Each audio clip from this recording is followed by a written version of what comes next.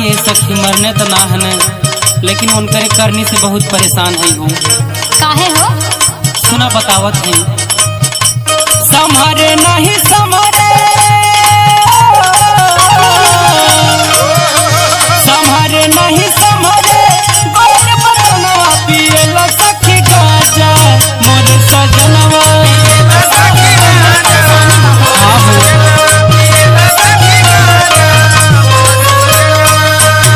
संभारे नहीं संभारे, गोर बदनवा, संभारे नहीं संभारे, गोर बदनवा पिएला सखी गाजा मोर सजनवा।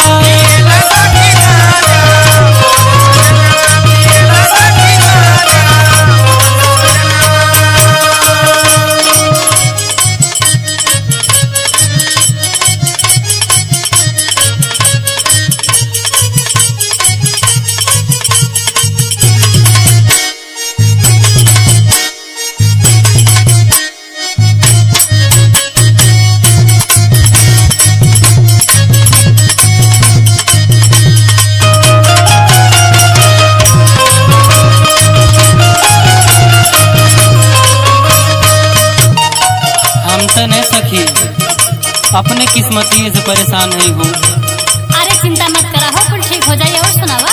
अरे इतना भगवान भगवती माई की पूजा करी ने लेकिन तब वो ऐसा मर्द मिल गए हो का करी। अच्छा तनी बरम बाबा के मना ला हो। सुना न बतावत है। बतावा। कौन कलम से लिखाइल किस्मतिया,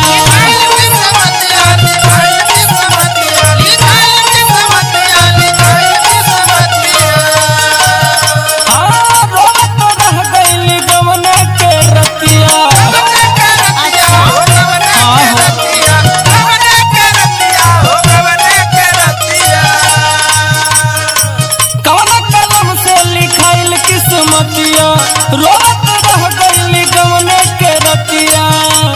अच्छा और सुना लुढ़कत आवेला हमरे सवनवा। ये सखी बोला हो। लुढ़कत आवेला हमरे सवनवा पिएला सखी गाजा मोर सजनवा।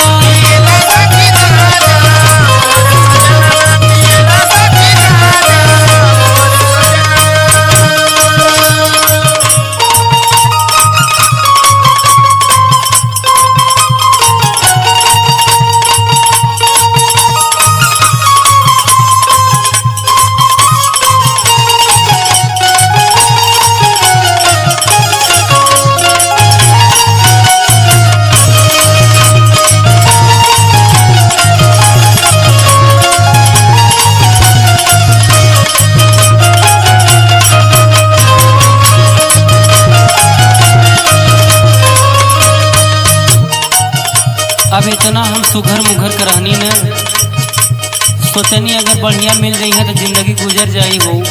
अच्छा लेकिन एकदम पंकज नियन मिल गया बा मुआना। तो सुना। सुनावा। हाँ पता न रहे प्रीतम के कहानी,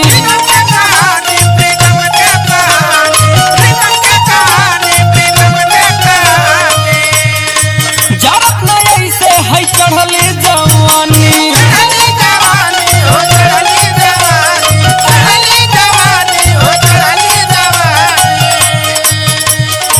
पता न रहे प्रीतम के कहानी, जरत न ऐसे है चढ़ले जवानी। ए सखी बोला हो। सुना हो। सुनावा।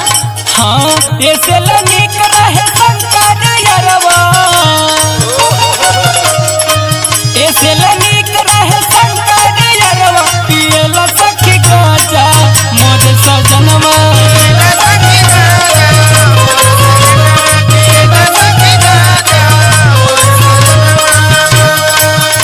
संभारे नहीं संभारे, गोर बदनवा, संभारे नहीं संभारे, गोर बदनवा पिएला